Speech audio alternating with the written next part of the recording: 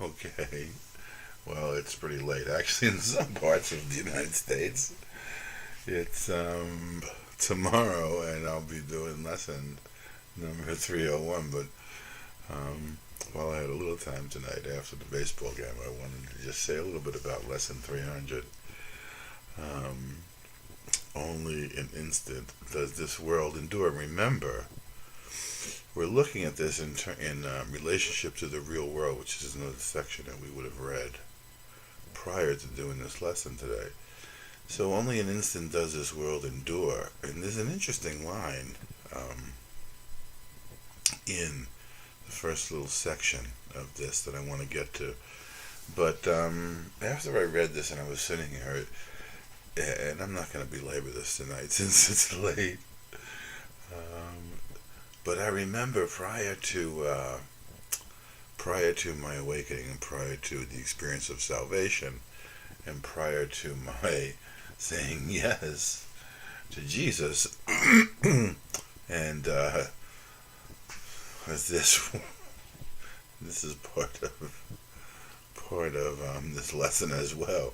We seek your holy world today, for we, your loving sons, had lost our way a while, but we have listened to your voice and learned exactly what to do to be restored to heaven and our true identity. Yes, and that was the nature of what I was told in that revelation. Jesus told me, you're not going to have to do this anymore, and there will be directions, and if you follow directions, you're not going to have to do this anymore.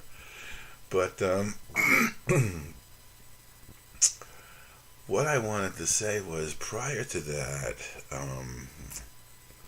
and this goes into the first part, prior to that, this thought, only an instant does this world endure, this is a thought which can be used to say that death and sorrow are the certain lot of all who come here, for their joys are gone before they are possessed or even grasped. And it's true, prior to the experience that I was blessed to have of the certainty of the accomplishment of salvation, and prior to the revelation of the truth of who I am as one with the Father, prior to that, when I began to think about something, and I would go in, and I don't think I was a depressed person. I just think that the rationale that I was utilizing, based on the view I had of the world, from thinking the world had something to do with what I was seeing, and I had to live within the world as it was being viewed by my body's eyes, let's say.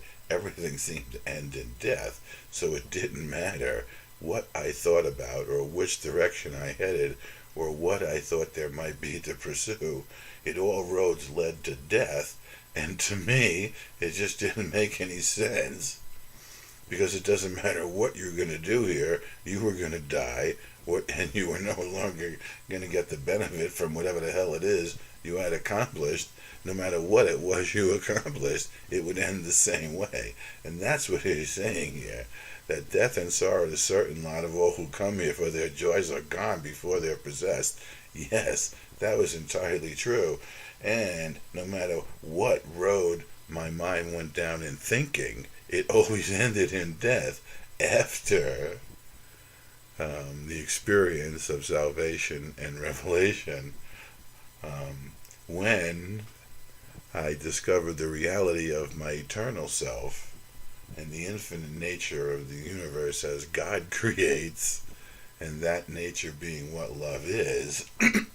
I recognized that by the following of directions, and based on the experience of salvation, that because salvation, we're one mind, we share the same mind, we share one mind, okay, in that sense. We share a single self. Okay, it doesn't matter what the fragmentation seems to make us look like in any number. Salvation is from the idea that we could be separate, because that's an impossibility. Okay, so if we're sharing a single self, and that single self in any regards achieves salvation, then the entirety of that self must achieve salvation, especially when two minds join together in it for its purpose. Nothing can stand against it. So when I recognized what salvation was and joined with Jesus, I saw that the end of the world as we know it was imminent, and everyone would come to the conclusion an experience that I had come to as well, and would recognize they were saved. And in that sense, we were saved from an illusion of death, and therefore we knew as one that we were eternal. Now, that's how my thinking goes right now. The miraculous nature of the thinking that I engage in right now is based on my certainty that you and I are saved. Life is eternal.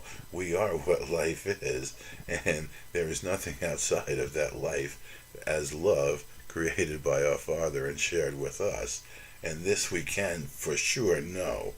And this world does endure for only an instant, because when you recognize, I'm going to say this, as Jesus speaks of himself as the Alpha and Omega, when you recognize yourself as that Alpha and Omega, you can see that the world could not have ever been real, so never endured more than the instant it seemed to in the dream that you have now left behind and will never be able to dream again.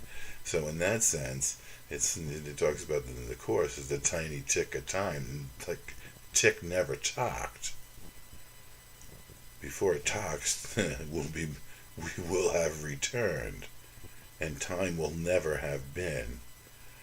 We seek your holy world today, the replacement world for the one of death, the replacement world where all of us come to recognize the nature of who we are and fulfill our function in God's plan by achieving salvation of man and mankind. And in that, the restoration of the joy of the kingdom as being who and what we are begins to register on the faces of the illusory bodies that we are utilizing to fulfill our function, quite frankly because the light that we experience as our reality and the ability to be true to the visions that come once our spiritual eye has been reopened to that light, allow us the joy of recognizing that guilt and fear were all a mistake and have nothing to do with who we really are. And through forgiveness, we are restored to not only the recognition, but the experience of our wholeness and our innocence. So only an instant will this endure, but there's another instant. Yet this is also the idea that lets no false perception keep us in its hold, okay? Because we know, based on our understanding and our willingness to accept this teaching, that what's real can't be threatened and what's unreal doesn't exist. So anything that can be threatened, therefore anything that is part of the temporal nature of the sequential experience of time, can't be true because it has a beginning and an end, and God created not beginning and ending because God is infinite, and therefore so are you and I. So we can utilize the idea that only an instant does this world endure as a way of truing up our mind in the recognition of, let's say the simple phrase, what's real can't be threatened, what's unreal doesn't exist. If that's true, then anything of space and time is unreal and therefore does not exist and cannot threaten who we are. Now we have something to look at, evaluate, like the Holy Spirit teaches by comparisons, in other words. And the comparison being made is anything that's temporal, okay, anything that only endures an instant cannot be reality. Now, we could look at that and be hit with a depression at the futility of even attempting to accomplish anything here and now, or we can use that in an honest way of looking at the life that we've been leading with the recognition that because it only endures for an instant, we can right-mindedly pursue eternity through the release of our beliefs in the fact that we think this world and the body is what our reality is. Okay? So we can utilize it as a truth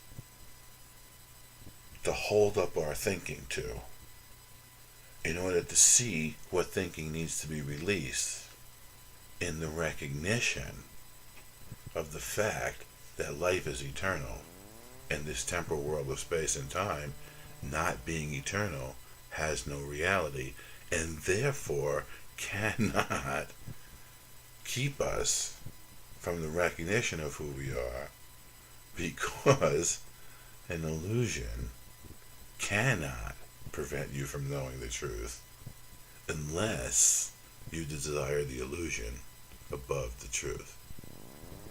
And we would go beyond that tiny instant to eternity. And this is the process and the practice that we've been given to achieve that. And like I said, in each moment when I look into my mind at the thoughts that even are contained within the world, the idea of what goes on in the world, I am certain that because this world only endures for an instant, and I have recognized my own salvation and the salvation of the world, okay, that we all do go beyond this tiny instant of recognizing time and death and sorrow as being false, and us mistaken about the meaning that we gave it. It only takes a tiny instant for us to see that and go beyond it to recognize who we are as eternal and live to the eternal truth of what we glimpsed in that transcendence. Jesus says somewhere in the Course, what you envisioned, you will make manifest. So if you can envision eternity in your mind as the logical outcome for the nature of what's occurring within this process of awakening, then you will make that manifest in your experience, even here within your heart and mind, and you will no longer be fooled by this space-time identity that seems to participate in a game of death simply because your mind and your heart are identified with that game as being real. And that is what we're letting go of and leaving